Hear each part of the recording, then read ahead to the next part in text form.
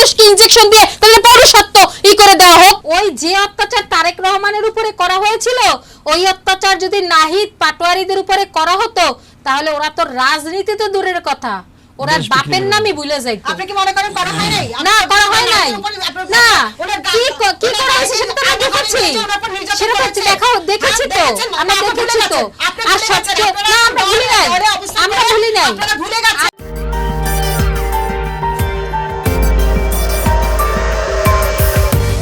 বর্তমানে দেশকে চালাচ্ছে রাজনীতি কোন পথে যদি আপনি বলেন, আমার প্রশ্ন দেশকে চালাচ্ছে যারা তারেক রহমান চালাচ্ছে না স্বরাষ্ট্রমন্ত্রী চালাচ্ছেন? আমার প্রশ্ন। আরেকটা প্রশ্ন আমি বলছি, যত দায়িত্ব দেওয়া হয়েছে নারী শিশু মন্ত্রণালয়ের ডক্টর জাহিদ সাহেব এবং প্রতিমন্ত্রী হিসেবে ফারজানা সাবিন পুতুল আপা ম্যাডামকে দেওয়া হয়েছে, ওনারা কি করছেন? ওনাদের কাছে যে এই দায়িত্বটা দেওয়া হয়েছে নারী শিশু নিয়ে, আজকে আমি একজন নারী, উনি একজন নারী, ওনার ঘরে শিশু সন্তান, স্বরাষ্ট্রমন্ত্রী আসামি কি গ্রেফতার করা হয়েছে না? রামিসা দাফনের আগে এখন কি স্বরাষ্ট্রমন্ত্রী হ্যাঁ এখন স্বরাষ্ট্রমন্ত্রী আর নারী ও শিশু মন্ত্রণালয় মন্ত্রীরা কি ঘরে ঘরে গিয়ে বাচ্চাদেরকে পাহারা দিবে? দায়িত্ব দেওয়া হয়েছে, তারা দায়িত্বের অবহেলাটা কোথায় করেছে? কথা হলো দায়িত্ব কি শুধু পদ পদবি নিয়ে বসে থাকা? দায়িত্ব মানে নয় কি কেন এই ধর্ষণগুলোর পরিমাণ বেড়ে যাচ্ছে? গত 3 মাস শেষে প্রায় 4 মাসে পড়েছে। তারা কি করছে? কেন আমার ঘরে ঘরে ছোট ছোট শিশুরা আজকে ধর্ষিত হয়ে তাদের বাবা মার অকালে তাদেরকে হারিয়ে ফেলছে? আচ্ছা, আপনি একটা প্রস্তাব দেন, প্রস্তাব দেন যে কি করবে? ধর্ষণ কমানোর জন্য কি করা যায়? প্রস্তাব দেন। আইন জারি করতে হবে যাতে ধর্ষকরা 100 বার ভাবে যে ধর্ষণ আইনের সম্পর্কে আপনি জানেন? ধর্ষণ আইন সম্পর্কে আপনি জানেন? ধর্ষণের সর্বোচ্চ শাস্তি হচ্ছে মৃত্যুদণ্ড, সর্বনিম্ন হচ্ছে যাবজ্জীবন কারাদণ্ড। এর চেয়ে তো বাংলাদেশে কোনো আইন নাই। ফাঁসি দেওয়া হয়েছে, একটু যে বলছে যে কোনো বাংলাদেশে আইন নাই। প্রতিনিয়ত হচ্ছে, কিন্তু বিষয় হচ্ছে কি আমি ওনার সাথে কথা বলতেছি। যদি আমার টার্ম আমি কথা বলি, আমি সব আপনি বলবেন। আপনি বলছেন সর্বোচ্চ শাস্তি হচ্ছে ফাঁসি, সর্বনিম্ন হচ্ছে যাবজ্জীবন, কিন্তু এই ফাঁসির তারা কি ওই পর্যায়ে ধর্ষণটা এখনো করে নাই? তাদের বিভিন্ন মায়ের বুকগুলো কি খালি করে নাই? আর কোন পর্যায়ে গেলে তাদেরকে ফাঁসিতে ঝুলাতে হবে আপনারা বলেন আমাকে? ফাঁসিতে ঝুলানোর একটা প্রক্রিয়া আছে, ফাঁসিতে ঝুলানোর একটা প্রক্রিয়া আছে, ফাঁসিতে ঝুলানো। এখন আজকে আসামিকে ধরা হয়েছে, কালকে সকালে ফাঁসিতে ঝুলিয়ে দেবে? কবে ঝুলাবে? একটা মানুষকে বিশ্বজিৎ হত্যা, আপনি বলেন বিশ্বজিৎ হত্যা কি আমরা এতদিন ক্ষমতায় ছিলাম? আপনি এতদিন ক্ষমতায় ছিলেন, ওনারা 1.5 বছর ক্ষমতায় ছিল, ওনারা কেন বিশ্বজিৎ হত্যার কেন বিচার করে নাই? ওনারা কেন তনু হত্যার বিচার করে নাই? তারেক রহমান ক্ষমতায় এসে তনু হত্যার বিচার হাতে নিয়েছে এবং সে বিচার করতেছে। ওনারা 1.5 বছর ক্ষমতা, 18 মাস ক্ষমতায় ছিল, কেন ওনারা সেটা করে নাই? বড় বড় কথা বলে। এখন কি মন্ত্রী এমপিরা সবাই গিয়ে কি প্রত্যেকে ঘরে, তাহলে বলেন সকল পুরুষ মানুষকে ইনজেকশন দিয়ে তাদের পৌরসত্ব করে দেওয়া হোক? এটা যদি আপনারা সিস্টেম চালু করেন সেটা আপনাদের ব্যাপার। আপনি তো সেভাবেই কথা বলতেছেন, আপনি তো সেভাবেই কথা বলতেছেন, দীর্ঘ 15 আপনি কথা বলতেছেন। আপনাদের নেতৃত্বে কাম করতে পারেন নাই, তাকে সুচিকিৎসা দিতে পারেন নাই। আপনারা আপনাদেরকে নেত্রীদেরকে আপনারা কতটা কাছে ছিলেন? আপনারা কতটা আপনাকে কারামুক্ত করতে পেরেছেন? তাকে সুচিকিৎসা দিতে পেরেছেন? আজকে প্রশ্ন করছেন আমাদের নেত্রীকে কারামুক্ত আমরাই করেছি, আমাদের নেত্রীকে কারামুক্ত আমরাই করেছি। যদি এই 24 গণপ্রতিরোধ ছাত্র জনতারা যদি রাজপথে না নামতো, আজকে বিএনপি এখানে দেশ চালানোর জন্য বসে। হ্যাঁ, যদি ছাত্র জনতা না নামতো তাহলে জামাত নিষিদ্ধ থেকে রাজনীতি করার মতো সৌভাগ্য তারা। আপনারাও এরকম টাকা ইনকাম করে নতুন রাজনৈতিক দল করতে পারতেন না, আপনাদের জন্মই হতো না, আপনাদের জন্মই হতো না। যদি আজকে ছাত্র জনতা না থাকতো বিএনপির মাটিতে তারেক রহমান আসতে পারতেন না। এটা আপনি বিএনপির মাটিতে তারেক রহমান আজ হোক কাল হোক আসতো, কিন্তু আপনাদের জন্মই হতো না। আপনাদের জন্ম হয়েছে 24-এর জন্য। আমরা আছি বলেই আপনারা এখন বসতে পেরেছেন। না, আপনারা আছেন বলে আমরা বসতে পারি নাই। আপনারা আমরা আমাদের ত্যাগের কারণে শোনেন, শেখ হাসিনা স্বৈরাচার হইছে বিএনপির রক্তের উপরে দাঁড়িয়ে। যার যা সুবিধার্থে তারা কিন্তু জামাতকে ইউজ করেছে। এই সরকার গত 3 মাসে একটি হত্যার কি কোনো অগ্রগতি সম্পর্কে আপনার ধারণা আছে? হ্যাঁ, আপনি তাহলে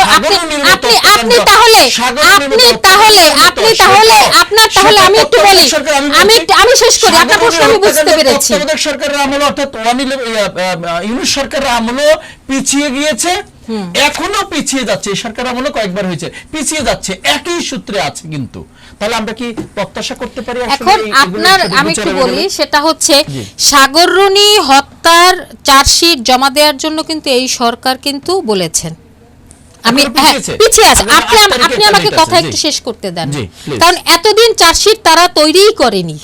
তো সেক্ষেত্রে যেহেতু বলেছে তাদেরকে একটা নির্দিষ্ট সময় দিতে হবে, কিন্তু কোন মামলার অগ্রগতি হচ্ছে না হচ্ছে, আপনি সেটা তো তনু মামলা দেখলেই তো বুঝতে পারেন যে তনু হত্যা মামলার অগ্রগতি কোথায় চলে গেছে। এখন আপনি 17 বছর আওয়ামী লীগ কি করছে তার গায়ে যদি বারবার আমাদের উপরে চাপানোর চেষ্টা করেন, তাহলে মাঝখানে যে একটা সরকার ছিল 18 মাস, আমরা তো ভাই মাত্র 3 মাস, জি। সেই সরকারকে কেন আপনি বলছেন না? উনি কিছুক্ষণ আগে বললেন যে গত 18 মাস জনগণের সরকার ছিল। ছাত্ররা ভেবেছিল যে যেটা ডক্টর ইউনূসকে যদি প্রধান উপদেষ্টা হিসেবে বসানো হয় এবং উনি জনগণের সরকার হয়েই যেন দেশটা পরিচালনা করবেন, কিন্তু আপনারা লক্ষ্য করেছেন ডক্টর ইউনূস কিন্তু ছাত্রদের সঙ্গে যতটা না পক্ষপাতিত্ব ছিলেন তার চেয়ে বেশি জনাব তারেক রহমানের সঙ্গে উনি বাইরে গিয়ে ডেট ফিক্স করে কবে নির্বাচন হবে, কিভাবে হবে, পুরো প্ল্যানিং করে আসছেন। তো এই যে আমরা বলবো যে হ্যাঁ ছাত্ররা বসিয়েছিল, কিন্তু ডক্টর ইউনূস কিন্তু দেখা গিয়েছে উনি সেটাই করেছেন উনার সুবিধার্থে কিংবা বিএনপি সরকারের সুবিধার্থে, ওইভাবেই একটা চাক তৈরি করে নির্বাচনটা হয়েছে। এবং নির্বাচনটা কিভাবে হয়েছে আমরা সবাই জানি, কিন্তু এখন আমাদের কাছে কথা হলো যেহেতু এখন বর্তমান সরকারের কাছে দেশ চালানোর জন্য জনগণ এখন প্রত্যাশা থাকবে এইভাবেই যে তাদের এই যে স্বাভাবিক জীবনযাপন, একটা সাধারণ মানুষ কিভাবে চায় যে আমি খেয়ে পরে যেন ভালোভাবে বাঁচতে পারি, তাই না? সেটা উপার্জনের দিক, খাদ্য, বস্ত্র, বাসস্থান, বিভিন্ন ক্ষেত্রে দেখা যাচ্ছে কি যে তারা যে খাওয়া দাওয়া করবে সে খাবারের দামগুলো এমন উদ্যোগতিতে বেড়ে যাচ্ছে যে তারা যে নুন আনতে পান্তা পুড়ে যাওয়ার মতন অবস্থা। আমি বলতে চাচ্ছি এমন একটা আইন চালু করতে হবে, বিশেষ করে সৌদি আরবে যে একটা সিস্টেম আছে যে চুরি করলে হাত কেটে দেওয়া বা আঙুল কেটে দেওয়ার সিস্টেমটা, আমি মনে করি বাংলাদেশে এমন একটা আইন করা উচিত যে আইনের মধ্যে ধর্ষকের যে পুরুষাঙ্গ সেটা কেটে ফেলা উচিত। যদি এরকম একটা দুইটা তিনটা এরকম ধর্ষকের এই কাজটা করা হয় যে তার শাস্তি স্বরূপ এবং জনসমক্ষে এই কাজটা যেন করা হয়, যে পরিবারের যে সদস্য যে শিশু থেকে নারী যে ধর্ষণ হয়েছে তাদের সম্মুখে জনসমক্ষে যদি এরকম একটা সিস্টেম চালু করে, তাহলে ধর্ষকরা হাজারবার ভাববে যে না থাকবে বাঁশ না বাজাবে বাঁশি, এই সিস্টেম। বুঝতেই পারছেন কি সম্বন্ধে কথা বলছি? তাদের পুরুষাঙ্গ কেটে ফেলা উচিত। আমি মনে করি এরকম উনি একজন লয়ার, তো আমার এই বিষয়ে ওনাকে বলবো একজন নারী হয়ে যেন এই বিষয়ে যেন আইন চালু করতে পারে, সেই সিস্টেমটা যেন যায়। স্বরাষ্ট্র যে মন্ত্রী আছে ওনার পদত্যাগ করা উচিত, এটা আমি ওনার সঙ্গে একমত। এবং বলবো এর পাশাপাশি আরো 2জন ব্যক্তির পদত্যাগ আমি চাইবো। ওনারা হচ্ছে নারী এবং শিশু মন্ত্রণালয়ে ডক্টর জাহিদ এবং প্রতিমন্ত্রী মন্ত্রী আছেন ফারজানা শারমিন পুতুল, এই 2জনের পদত্যাগও চাচ্ছি যে ওনারা কি করছেন। তাহলে এখন বলবে যে না ধরা তো পড়েছে, আমরা দেখছি বা একটা হবে, একটা সিস্টেম হবে। হ্যাঁ 3 মাস 6 মাস 1 বছর আমরা এই সিস্টেমে যাব না। আমরা চাচ্ছি ধর্ষকের জন্য তাৎক্ষণিক শাস্তি। আমরা চেয়েছিলাম যে সংস্কার, পুলিশের ক্ষেত্রেও যেন সংস্কার আসে, সেই সংস্কার আসে না। আসলে কি ড্রেস চেঞ্জ, এই ড্রেস চেঞ্জ করলে ওটা ড্রেস চেঞ্জ কারা করেছে? আপনারা করেছেন। 18 মাসে পুলিশ সংস্কার না করে সব আওয়ামী লীগের আমলে সব পুলিশ বস্তা ভরে কেন বুড়িগঙ্গায় ফেলে দিয়ে নতুন পুলিশ দেন নাই? আপনারা সব চেঞ্জ করছেন, আপনারা পুলিশ সংস্কার করেন নাই, কি কারণে করেন নাই? কেন বলা হবে? আপনারা 18 মাস সরকার ছিলেন, 18 মাসে ডক্টর কেন করেন নাই? অনেকবার বলা হয়েছে এইভাবে কাজ কি কারণ করেন নাই? কারণ আপনারা ছিলেন টাকা ইনকামে ব্যস্ত, আপনারা ছিলেন কিভাবে টাকা পাচার করা যায় সেটা নিয়ে ব্যস্ত। উনি তারেক রহমানের পক্ষপাতিত্ব হয়ে কাজ করেন। হ্যাঁ তারেক রহমান বলছিল যে আপনি আইন পাস করেন না, তারেক রহমান বলছিল যে আপনি এটা করেন না। এটা তো আমরা তীব্র নিন্দা এবং প্রতিবাদ জানাচ্ছি যেটা ডক্টর শাহাদাত সাহেব করেছেন। এবং কি পেল যে বলে না যে না পারতিক উনি পরবর্তী সময়ে এসে, তো উনি কেন আসলেন? রাত্রেবেলা ব্রাশ করে তুলি দিয়ে কাজ করতে, 2 দিন পরেই আসতেন। নাসিরউদ্দিন পাটোয়ারির ব্যাপারে বলছিলেন যে গাঁজা নেই, এই নাসিরউদ্দিন পাটোয়ারিও কিন্তু এই 24-এর গণঅভ্যুত্থান থেকে আশা করা ব্যক্তি নয়, ঠিক আছে? উনি এর আগেও আমাদের যে আগ্রাসন বিরোধী যেগুলো হয়েছে, তারপর এই যে বর্ডারে যে এই যে গুলি করা হয়, সেক্ষেত্রেও কিন্তু উনি রাজী ভাস্করে উনি অবস্থান কর্মসূচিতে অব্যাহত ছিলেন, উনি জেলও কেটেছেন এর জন্য।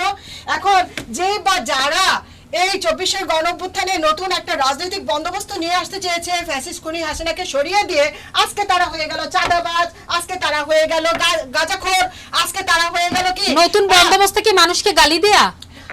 এখন কাকে গালি দিয়েছে? হ্যাঁ, চাঁদাবাজকে অবশ্যই চাঁদাবাজ। কাকে গালি দেন নাই? উনি গতকালকে তারেক রহমান বাংলাদেশের প্রধানমন্ত্রী তাকে নিয়ে যে উক্তিটি করেছেন, জনাব তারেক রহমান বাংলাদেশের প্রধানমন্ত্রী, ওনার উপরে যখন অত্যাচার হয়েছিল তখন নাসিরউদ্দিন পাটোয়ারির বয়স কত ছিল? বলেন আপনি। তবে আপনি নিশ্চিত থাকেন, ওই যে অত্যাচার তারেক রহমানের উপরে করা হয়েছিল, ওই অত্যাচার যদি নাহিদ পাটোয়ারিদের উপরে করা হতো তাহলে ওরা তো রাজনীতি তো দূরের কথা, ওরা বাপের নামই ভুলে যাইত। আপনি কি মনে করেন করা হয় নাই? না, করা হয় নাই। না, কি করা হয়েছে সেটা তো আমরা দেখেছি, সেটা তো দেখেছি তো, আমরা দেখেছি তো। আর সবচেয়ে না, আমরা ভুলি নাই, আমরা ভুলি নাই, আমরা ভুলি নাই। বলছেন যে ওই অত্যাচার করা হয়নি, আর কি ধরনের ওই অত্যাচার বাংলাদেশে শোনেন, বিএনপির যে সব ছেলেরা পোস্টার লাগায় তাদের উপরে ওর চেয়ে বেশি অত্যাচার 17 বছরে করছে আওয়ামী পুলিশ। আমাদের যে নারী নেত্রীরা আমাদের উপরে ওর চাইতে বেশি অত্যাচার করছে পুলিশ। আমরা চাই না কেউ কারোর উপর অত্যাচার করুক, আমরা ওই রকম রাজনীতি চাই না যে বা যারাই থাকবে, বিরোধী দল থাকবে, তাদের উপর অত্যাচার হবে। আমরা এমন রাজনীতি চাই না।